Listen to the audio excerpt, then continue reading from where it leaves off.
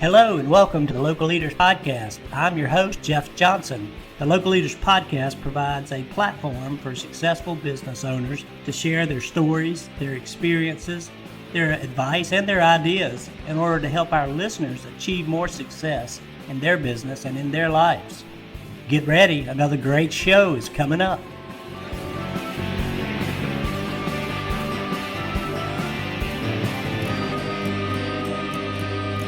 Hey, good afternoon, everyone, and welcome to another episode of the Local Leaders Podcast. I'm your host, Jeff Johnson, and I am thrilled today to be able to bring you a legend down from over from California. I knew I'd make him smile.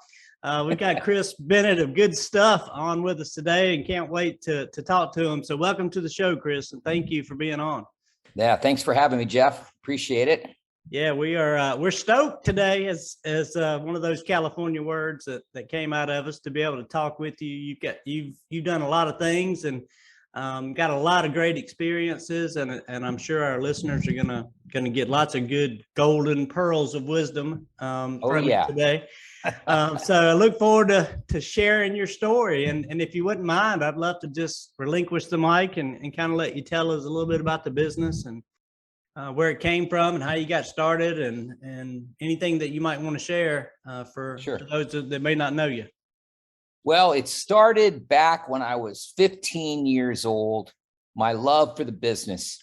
I was a 15-year-old wanting to get a car right when I turned 16, begging my parents to help me get a job because I was young back in that day. It was a long time ago. 15 years old was a long time ago to get a job, an entry-level job. But I talked him into talking to this family-run Mexican restaurant that we would go to about once every other week. Got me a job as a busboy, worked there Friday night, and I was like, wow, this is amazing. This is so much fun.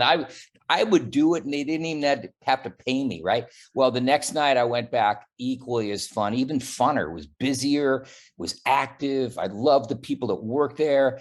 Customers were fun. It was just busy, and the time went by like that, right? So I went home and I said to my parents, I said, Mom and Dad, sit down. I've got something to tell you.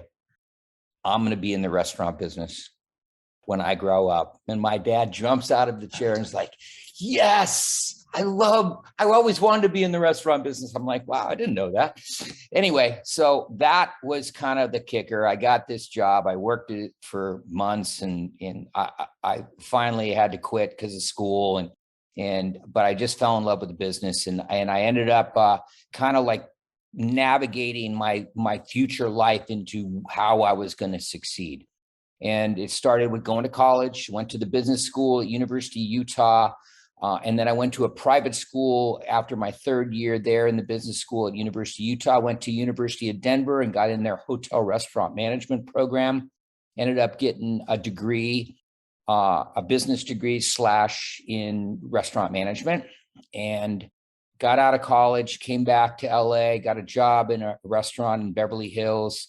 I was a lowly manager working for an independent operator who was a little bit older and kind of like on his way out, but he had a wife that he was a little bit younger, and she was running the restaurant. Well, she just worked me just to the bone, 6 days a week, 12-hour days, getting paid like $6 an hour after you factor it all in. And I was like ready to get out of the business. And then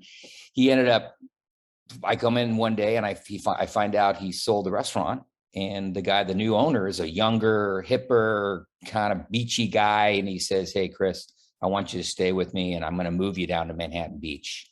I was like, where's that? Well, Manhattan Beach at the time, and is still today, one of the premier beach cities in the Southern California. It's just beautiful. And I went down there and I worked for him for about a year, and I got lucky enough to find a little burger stand in West LA. It was actually called Jake's Philly Steaks, and it was about 500 square feet. I took that over, still working for this guy in Manhattan Beach. And I took this restaurant over, and pulled one of his best employees out, had him quit, hired him, and started my first Good Stuff Burgers on the corner of Olympic and Bundy. And I worked kind of undercover for about 6 months, and then found another spot right on the beach in Hermosa Beach. And it was, just a steal. I thought I bought it for a song, and remodeled it and opened my first Good Stuff restaurant. So I had Good Stuff Burgers in West LA, and I had Good Stuff Restaurant, the ripe age of 25 years old. And I was off and going. I quit my day job and did it full time and never looked back. I actually still own both of those restaurants. In Hermosa is in the same location. In West LA, we moved down the street a little bit, but it's still there. And I have a partner that runs that, but it's called Good Stuff Burgers still, and then Good Stuff in Hermosa. And that's kind of how I got into the business. And those were different times, and you certainly can't do that today. My first restaurant cost me $3,500. Took me a month to paint it and clean it up and get some new equipment. $1,500 later, for a grand total of $5,000, I was in business. And it's a lot different now in California. To open a restaurant, you've got a lot of government intervention and health department intervention, as restaurant owners know across the country. Mm-hmm. So it's a whole different game completely. But I was lucky to get in when I did. And I got to be honest with you, I just love the business. I mean, it's been great for me. I've had the opportunity to work in great communities, serve, customers that have become friends and lifetime friends, and watch kids grow up and hire employees. And the last 42 years, just watch them, just these segments of employees that come through our stores. And it's awesome. I mean, it really is. It's been everything. And it's been a great way to bring my family up and everybody working for me, and can be a little bit of a headache sometimes, but overall, it's great. It's been great. It really has. Well, that's a fantastic story, and it's always kind of good to hear the humble beginnings of your empire, and how it started and how you got into it for, like you said, $5,000 later. You've got your first place of business. And can you imagine doing something like that today on the beach in California? No. Wow. You can't do that anymore. That's a thing of the past. I just opened a restaurant about 6 years ago, and it was a lot different. Right now I have 4 restaurants, and then 1 in West LA, but the 4 I have down in the beach cities are all full service, serving, table service. And it comes with its own challenges, but again, we've been down around. We're a household name. Our Good Stuff is known throughout the community. And with our restaurant in Hermosa Beach being right on the ocean, 1 block north of the pier, in a very touristy, well-known Southern California beach community, it's pretty amazing. We kind of are known much broader than just the normal 3-mile radius a restaurant pulls from. We started before the internet really got going. We kind of got in real early with a camera down on the beach, and we started uploading photos to our website, which had just started, and it was we called it the Strand Cam. We still call it the Strand Cam, and you can see it on our website at eatgoodstuff.com.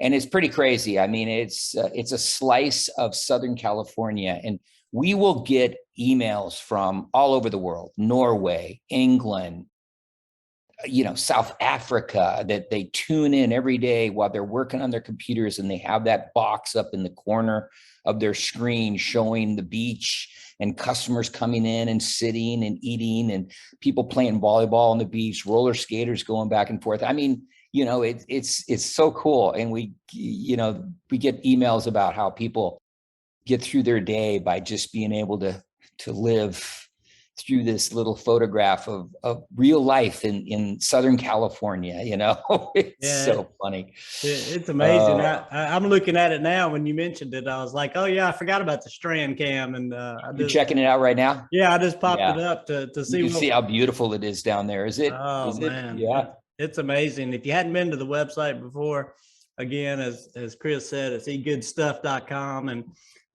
if you scroll down to the bottom, there's a link down there for the Strand Cam, and it is really really nice. I could see that kind of being open in your background just to get you through the day. Yeah. Right. What a great idea. And there more and more people work from their computer screens than ever before, and a lot of them across the world are not even going into the office. So, I mean, they're working at home, and it's kind of nice to have a slice of that Southern California right there on your front desk. Yeah. Southern California comes with its own challenges. Trust me, it's not all sunshine and roller skating. We've had our share going through the COVID and being very impacted down here in LA County. It's been a challenge, definitely.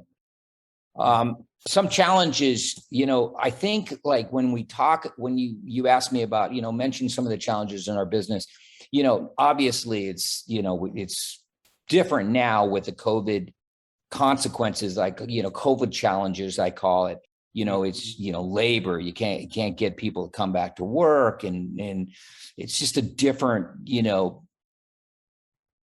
different employee now. It just is there. Everything's a little different with the COVID.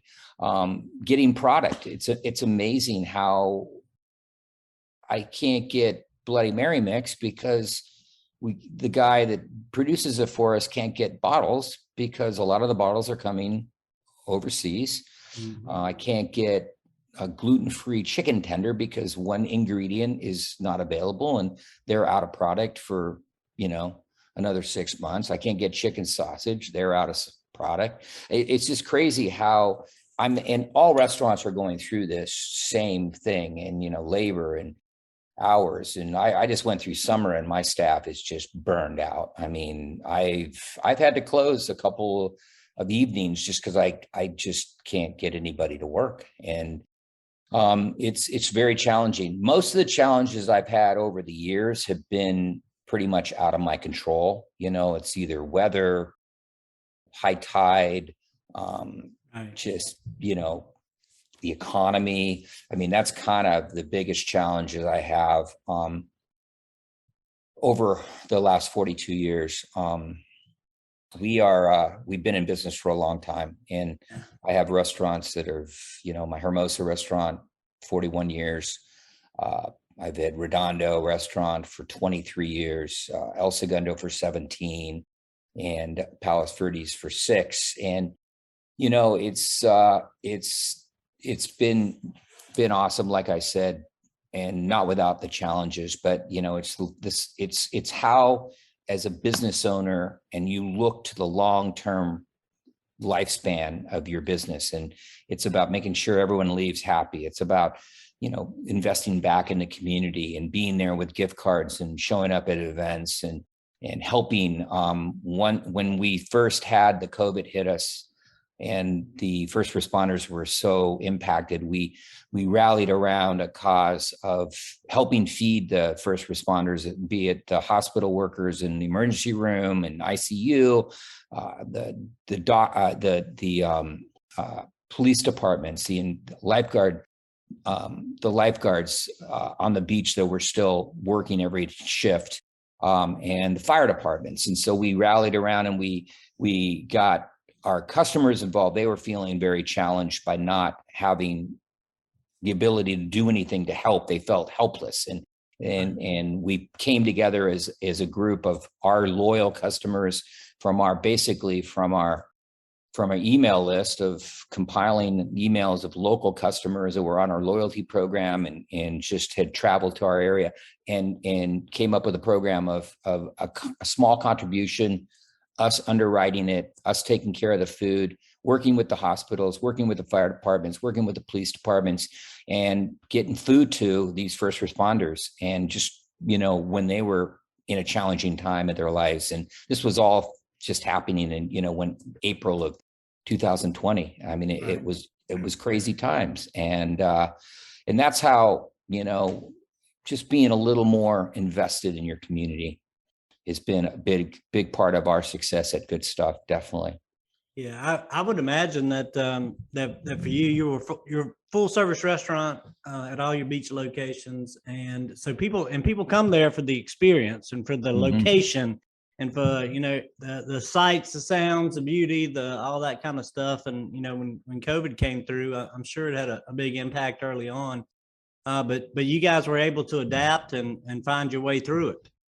It was a really interesting, obviously, for everybody. Every business had their own challenges and experiences. I mean, I for that year and a half, we just had to think outside the box. I mean, there were so many ways that we were getting, shut down. I mean, we would, get open, and then all of a sudden, LA County would say, no, we're shutting back down to in service. So you're going to just be doing to-goes. And, and we lost a lot of employees that didn't return. Some changed fields. And, it's challenging in the restaurant business because a lot of your employees are not career-oriented restaurant people, right?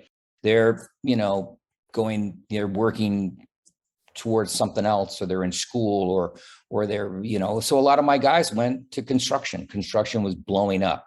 Interest rates were low. So the whole industry lost a lot of employees to other fields that were doing well during that time. A lot of them still have yet to return, that didn't move fields, but just have not returned to work. Unemployment, COVID money, whatever it was, they've just decided to stay home. Maybe it's, daycare, kids not in school. Right. That's back in school. So hopefully this will change for us out here in Southern California, but it's been a very challenging year and a half, well, it's over a year and a half now, but it's been very challenging. And it's been like this across the country, I'm sure. But here in Southern California, we're bracing right now for possible another something, something's going to happen out here, I'm sure. Yeah. And you guys are usually, I'm on the other coast. Yeah. On the East Coast side, and trends typically start over there on, where you are and move their way across the country eastward. So, yeah, we're often kind of waiting and watching California and seeing what happens there to kind of get a feel for what's coming our way. And, we all hope that we'll stay open and that, things will stay under control and we'll be able to continue as we are and continue to recover, because the restaurant business has done well. It's it's amazing to me that COVID seems to have increased demand for restaurants. Nobody wants to cook, nobody wants to clean. It just seems like we all want to get out and go enjoy a great meal. And what a great to a certain environment. extent, a lot of restaurants out here have more business than they can handle. Oh, absolutely. Because the communities, not only in Southern California, but across the country, have expanded outside. So they've basically that's happened here big time. And some of our restaurants are busier than they've ever been. Some of the restaurants, not just mine I'm talking about, but some of the restaurants that are in our community have expanded twice as big as they were. And I don't even know how they handle it as far as their kitchens, how they can produce that kind of food. We had to we got outdoor space like crazy. And we just had to shut down other areas because, number one, we didn't have a kitchen big enough. And it was crazy. I mean, you're right. People, and then when it finally opened up, people just wanted to get out. They wanted to go to a restaurant, get waited on, and just have that experience. Yeah. And now outside seating is huge. I mean, nobody wants to sit inside. They'd rather sit on the patio and they'll wait for it rather than sit in the dining room. Yeah. And that's partially, maybe some are still a little bit worried about COVID, a lot worried about COVID, or they just really love the outdoors. I'm more towards outdoors. What about you? Do you have that tendency to want to sit outdoors now since COVID in your neck of the woods? I believe so. Over in North Carolina, we were a little less strict than I think the whole way through than you guys over in Los Angeles or in California area. But But yeah, the outdoor, anybody with patios and outdoor spaces, we're really able um, to kind of migrate their business or indoor dining to outdoors, and they've really done well. And Yeah. so you see two things here, which I think is probably common with you guys, and that is you see the outdoor seating increasing and more capacity added. Added there, and then you see more of the quick serve restaurants concepts coming up because the I can't even talk now. The delivery and the takeout business, expanded so large. Oh yeah, it's gotten crazy. That Absolutely crazy. You're seeing a lot of those. to-go business is jumped like nobody's business when we were only to go. And the great thing about it is that a lot of the customers really supported the local restaurants, really dug down deep and made a purpose of picking food up, even to where the trunk was popped and you just drop it in the back, close the trunk, and they drive off. I mean, they, even if they were super paranoid about COVID, they still made an effort to come down and support the local restaurants. And that saved a lot of us down here, saved our bacon, definitely. Yeah. Yeah, it was really coming together for everyone to support each other and keep as many restaurants and other businesses open as possible. And we're all thankful for it. And we're thankful for our patrons. And again, if you haven't been down to and eaten some good stuff lately, don't forget those guys. They got 4 awesome locations on the beach, ready to serve you. And you can come in and eat. You can eat outdoors. You can eat anywhere. A lot of outdoors. Yeah, it really looks like an amazing opportunity. I wish I was there every time. When I was talking to you before, and I see those scenes. It's just that feeling that your business perpetuates that seems to draw people in. And hey, I'm curious, over 42 years of doing this, and I didn't prep you for this really, but can you tell us a little bit about how you're structured today in terms of, are you operating any of the locations yourself? Have you developed other leaders within the organization to kind of run different aspects of the business? Can you just give us a little sense of how you operate today? Sure. We have right now we're about 160 employees between the 4 restaurants. We actually use a structure of general managers in each store, and they're responsible for day-to-day operations, training, scheduling, ordering, overall more of a overall, just we have a kitchen manager, but they oversee the kitchen manager as well. But they're rewarded they're in percentage programs with not only a flat wage, a salary, but also, a bump with food costs, hitting a certain number on the food costs, hitting a certain number on the labor costs, gives them some motivation, consistency. Then I have an ops manager that oversees all 4 restaurants.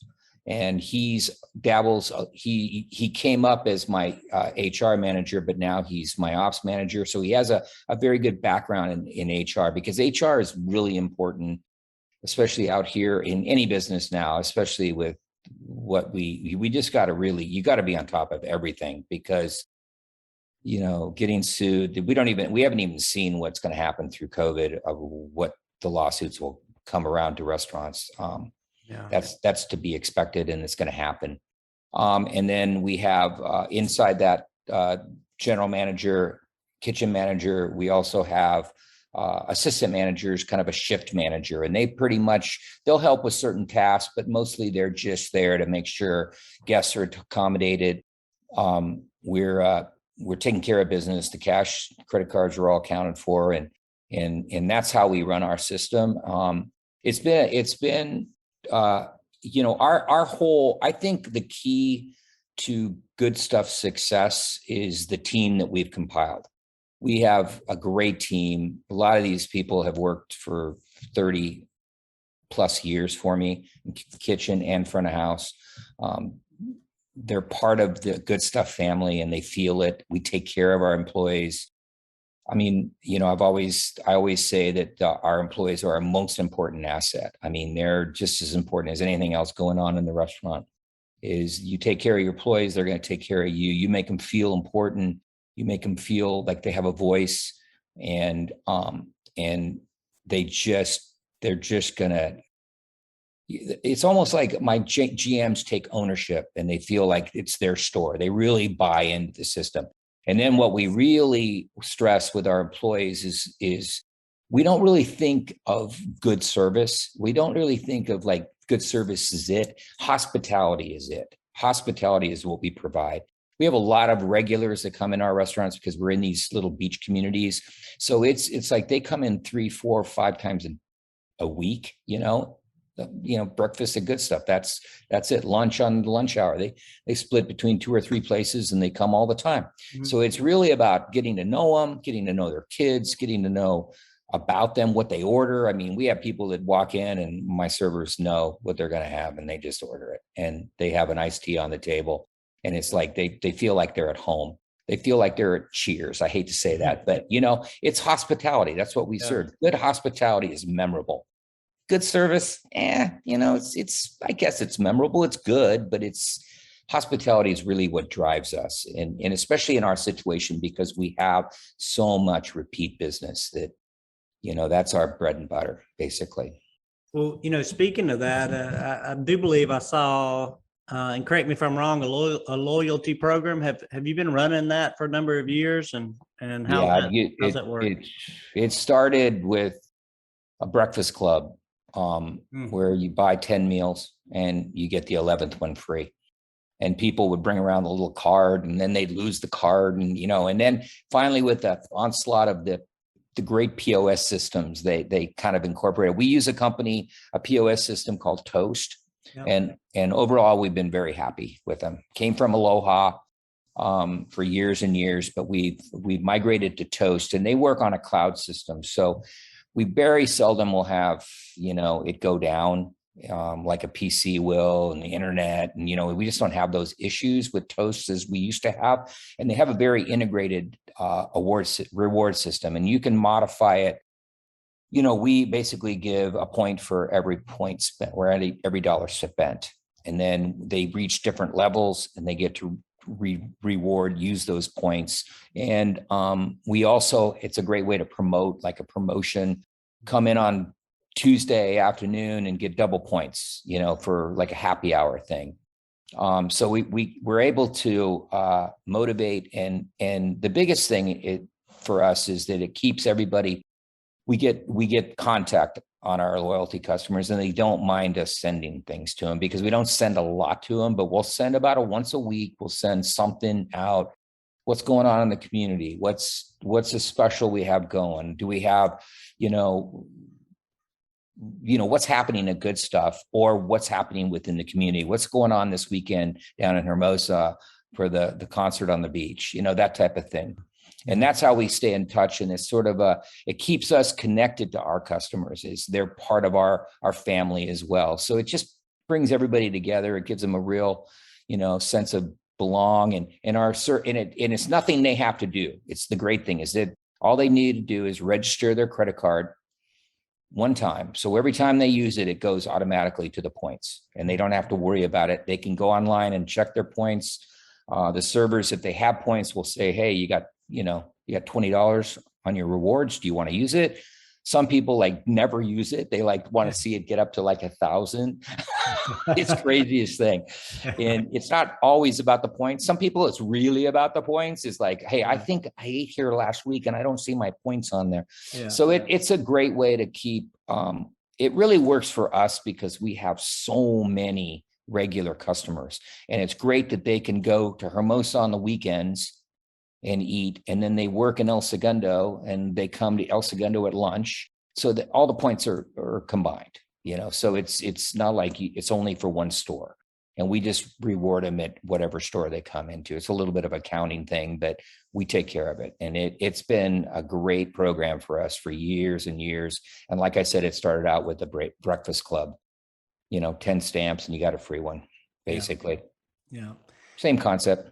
No, I love it, and I think it's a great way to, like you said, stay in touch with your employees, with your customers, and give them something exciting to do and something to track and something to watch. And it's funny. Some people just like you to owe them. Yeah. I'd rather you owe me than me owe you, right? Yeah, exactly. It's great about the contact too, is that I think our email list is up to 50,000, Oh my gosh. emails, and a lot of them are taken off, no use, whatever, they move out of the area. But, that was the way we really kicked off our Feeding the First Responders, is we sent one email out explaining the program. We got the same day, we got over 600 meals donated. The next day, another 600 meals. And just like that, it was a way to reach out and communicate with your customers, and they respond.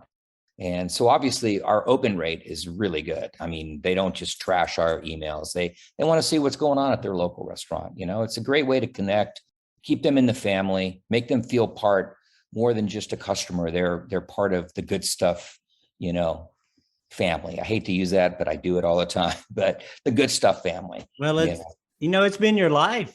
Yeah, it Chris, has. I mean, 42 years. My gosh. Any big retirement plans coming up down the road? Well, I have a 12-year-old still. So, I'd like to see him. I'd like to see him through, high school at least, and get him off to college. And then, yeah, I've got a couple kids that are kind of interested in the business. Not, I've got a couple years, one working for me and one sort of doing marketing and video work and handling all that, social media. So I've still got a couple in the game, and I got a couple down the road, but I got a great crew, and I really like the position I'm in now. I'm just doing enough to keep kind of active. I like going in the restaurant, seeing what's going on, and kind of guiding them, but in menu development and marketing and face of the restaurant, but not doing the day-to-day, grind when someone doesn't show up for work, and having to cover that. That's somebody else's job. So it's kind of nice, good for me. I've done that. I was gonna say with that old cigarette commercial, you've come a long way, baby. Yes, indeed. Virginia Slims. Oh, we're giving our age away, Chris. We got to watch. Yes, indeed. Yes, indeed. Well, that's fantastic that you've gotten there. And I'm curious on. I want to ask you a couple things about maybe some metrics. Just and I didn't ask you about or prep you for that either. But as we were talking, there's some different things were hitting me. You mentioned prime costs earlier, and your GMs or your kitchen managers, different people within the organization. You got some compensation tied to performance. Mm-hmm. What do you look at as the owner of this enterprise, this nice business? What kind of numbers are you looking at? Numbers on a regular basis, and if so, are you able to keep some of those key metrics like prime costs where you need them to be today? That's going to become very difficult over the next few years. We're already seeing things just raising through the roof. I like to keep, I'm as far as is food and labor, I'd like to keep a combined 60%. When I was in school, it used to be like 65%. You could keep under that number combined. You could do pretty good. This business is such a penny business. It's just, you really got to be on top of everything all the time. It gets a little out of control out here in California. A lot of operators are not paying full minimum wage for their servers. Out here we are. We're paying everybody minimum wage of $14 an hour. Even though that server is making, a lot in tips, spread around a little bit. Luckily, we were able to, get some tip money for some of the cooks, because there's just such a big variance on, big difference of pay. Servers are just making a lot of money, and it's hard to get people to want to manage. Everybody wants to be a server. It's just good, quick money. And at $15 an hour in January 1st, it's 14 now, it's going to 15. So that's a challenging number when you got to pay your managers a little bit more, you got to pay your cooks a little bit more, and they're working their butts off as well. Yeah, it's everything is going up. Everything's going up. I don't know. It's going to be really challenging the next couple of years to keep control of everything. Rents are certainly not leveling off in Southern California. So it's going to be a challenging time. I don't even know what to expect in the future. It depends on how this all goes, but it's hard to get a lot of the products. It's hard to get repair people out to your store. Everything's going up. Everyone's having to pay more to get people to work. And it's going to be interesting. Yeah, it's been interesting to watch the balancing act that you're having to walk between rising costs on one hand and trying not to, outrun the customers on price increases, and trying to find creative ways to mitigate some of those costs in other ways. It's just been an interesting journey, and you've really got to be sharp and lean and mean and do everything right to be able to maintain the margins that you're looking for.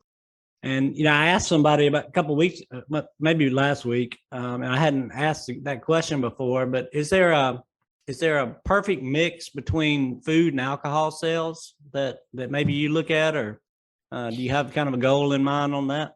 Well, I don't serve a lot of alcohol. I'm more of a family restaurant. Mm-hmm. And good stuff. If you were to ask a regular customer or someone in the community what you think of when you think of good stuff, it's breakfast. So yeah, we sell a ton of mimosas, and we do pretty well with the mimosas, food cost wise. But we're not big alcohol sales at night. So it's a very nominal number for me. I still sell some craft beers. I still have some nice glasses of wine by the glass, but I'm only open in 2 stores at night. The other 2 are breakfast and lunch only. And so that's a little bit challenging because, when you think of like the International House of Pancakes or, dinner has always been sort of an afterthought, kind of that way for me as well out here. I mean, we do pretty good in the summer but it's not my mainstay business. It's breakfast and lunch is really cranking for me. Yeah. And we'll see what happens in the future, where I would be perfectly happy expanding and just being breakfast and lunch and finding that, that location that would accommodate that and doing the numbers, because I do well breakfast and lunch. Dinner is just open to, provide a service to the community, keep people employed. It's not great. We've tried numerous things, but it's just, it's just challenging out here. It really is, being honest with you. No, I appreciate you clarifying that. Although everyone loves a great mimosa, we sell a lot of mimosas. Yeah. Who can turn down a mimosa? No, it's our area used to be a real breakfast spot. And then once the Starbucks and the coffee houses came on, I sort of diluted a little bit, but man, breakfast and good stuff on a Saturday and Sunday is just an hour wait. It's crazy. Yeah, it's crazy. It's great. But there's a lot to do. You can come down and we're in these little villages, these little downtowns. You can stroll around and walk out on the pier and, do a bunch of stuff. So it's more of it's not just getting breakfast. It's more of an event and more of, something to do and something to see, and bring your out of town guests and just sort of see the community. Yeah. Bring your friends, family, have good stuff becomes a part of an experience or exactly. At the beach. Yeah. And don't you think that, when times get a little thin, when you've been cooped in the house for a long time, whatever the situation is, but restaurants provide not only a meal, but also an experience. Mhm. And so it's great to like go, yeah, let's go get something to eat in the village. And you go down to the village and you can put your name on the list, maybe go next door and get a cup of coffee or get a drink. And then, it's just more, there's, and you're satisfying a couple of your needs, a need to get out of the house, a need to kind of communicate or socialize, and then eat as well.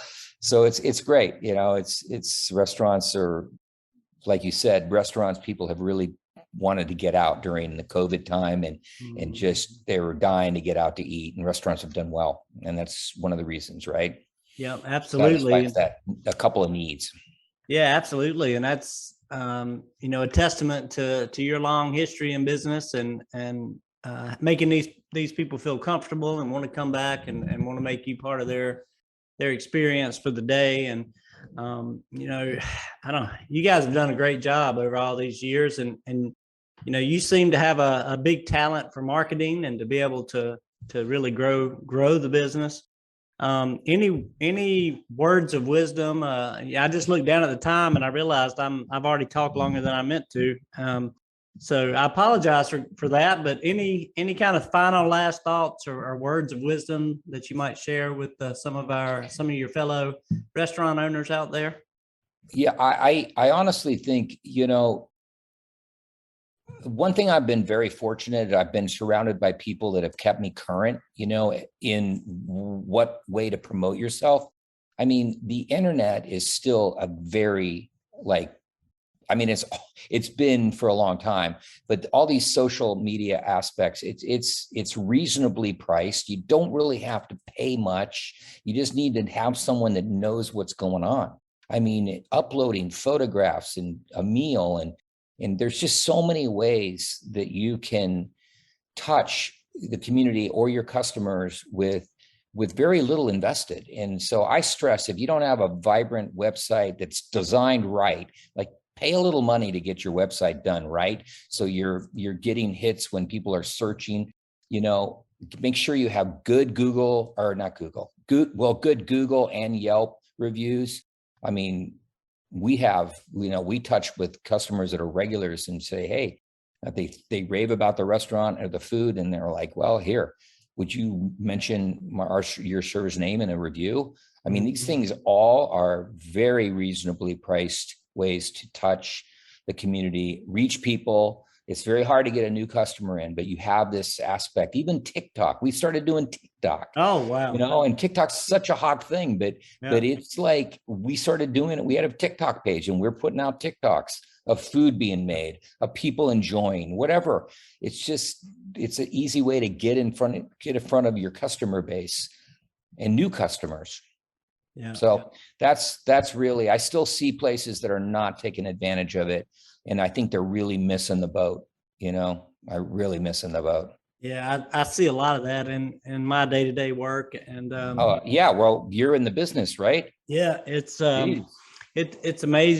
I mean, and it's good that you have something, but today it's really hard to compete, especially online, which is so much more a bigger need to be able to compete online since COVID. A lot of folks assume that if they've got a Facebook and an Instagram page and they put an occasional post up there 2 or 3 times a week, that they're marketing. And I encourage all our listeners to take it up a notch. There's a lot more opportunity out there to be on the leading edge with the technology that's available to us. And like you said, I shouldn't say some of us, I should say me in particular. I feel like I'm starting to age out of being, being able to handle all the technology that's out there and keep it, all right here in one place and manageable. And finding people who have that skill and that ability and experience, I think is key. And thank God for the young people, right? Oh yeah. I've got to get an opinion on everything because I'm getting older and I'm like seeing things a certain way, but my clientele is not my age necessarily. So I get I get my employees' opinions, I get my kids' opinions, and it just is so great to have that free input, and just sort of guide you along. And then hiring someone that knows what they're doing, it just makes a world of difference. It's great money spent. Let me tell you, that's what I think that I think we've done a great job in our marketing, internet marketing, and our social media platform, and just our way of connecting in that arena has been really good. And it's made a big difference for us, for sure. Yes, sir. Hey, final question. Should we be on the lookout for any new locations or new concepts or anything like that coming out? Or are you kind of hanging with what you have now? Well, right now during this season, I tell you, I'm really trying to make my restaurants the best they can be. I'm really focusing on little areas of it, certain menu items and in appearance of the restaurant. I've always felt that you got to keep your restaurant up and painted and clean and make it look as presentable as possible. Like you're just, I just want to make it look like it's thriving, right? Yes, sir. And that's kind of where I'm at right now. Honestly, I'm not really looking for any expansion modes right now. But I have been really focusing on just making our day-to-day operation as good as it can be, and really focusing on my employees, because, having good employees is a gift. It's not a given anymore. It's a gift. And to make sure you're invested in them and make sure that what's going on. If they have any challenges, he's supporting them and just, checking in with them, not taking anything for granted anymore. So yeah, I'm kind of focusing on what's going on out here. It's a lot different scene than it is in South Carolina. Yeah. From the overall political COVID thing. Yep. It's a lot different out here. And I keep going back to that. It seems like in this conversation, but it's just a big thing for us out here. We don't know, what's going to happen tomorrow, Yeah, I was really shocked, and I'll wrap up here, I promise. But I was out there for my daughter's graduation. She had her college experience at Pepperdine. Oh, great school. Yeah, and she graduated this past May, so I was out there for about a week for that graduation. And I hadn't been in a while, and since I used to come out, several times a year, and since when COVID started, it kind of cut a lot of that travel down. Obviously, you couldn't even get into California there for a good while. And anyway, long story short, I was really surprised at the difference between the vibe in California in terms of COVID and the precautionary nature. And people seem to be more scared and more into it and worried about it and taking precautions than on my side of the coast, where it's true.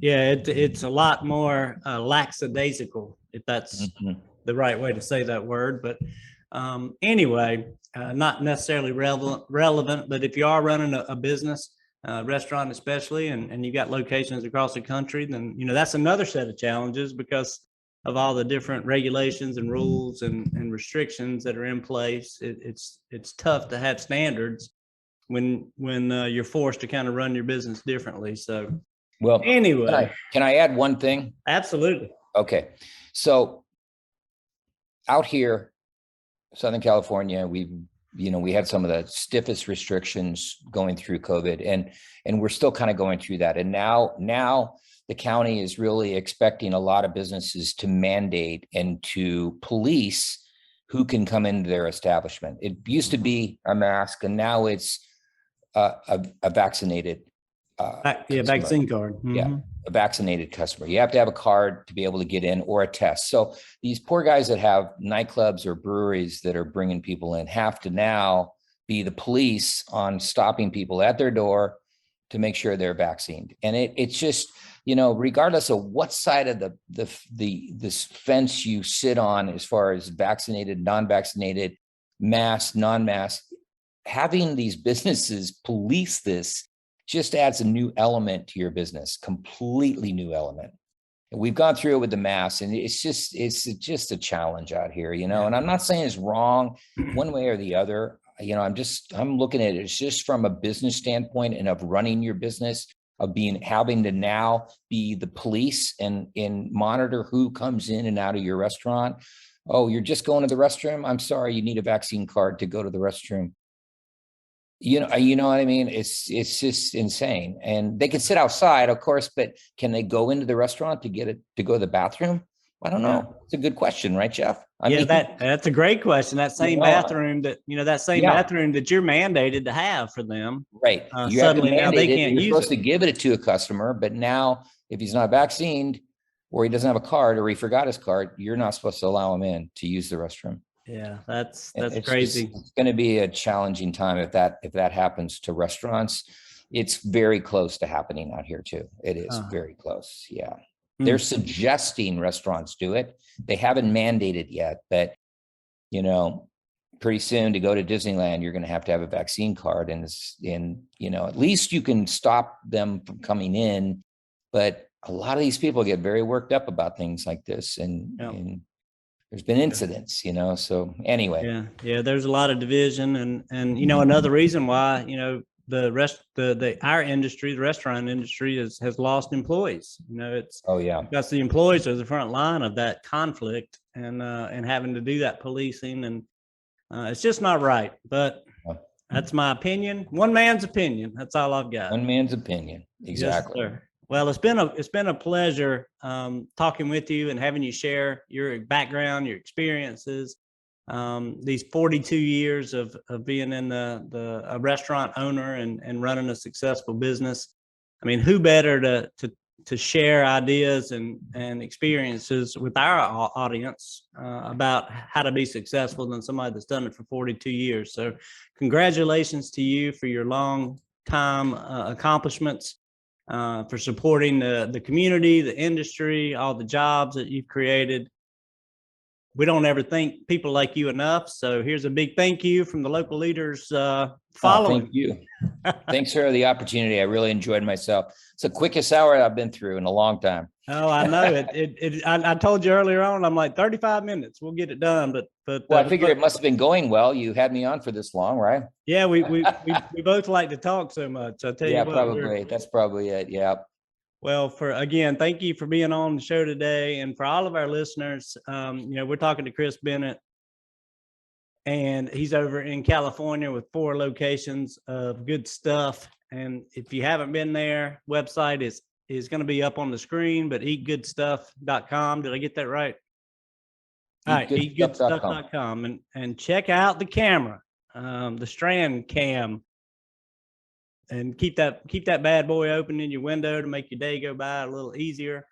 There you go. And if you haven't been over to Good Stuff recently, make sure you get back there. These are great people, great employees. We want to continue to support them in the community, and thank them for being there for us. So again, thank you for being on the show. And for our listeners, thank you all for joining us for another episode of the Local Leaders Podcast. Look forward to seeing you on our next show. Thank you.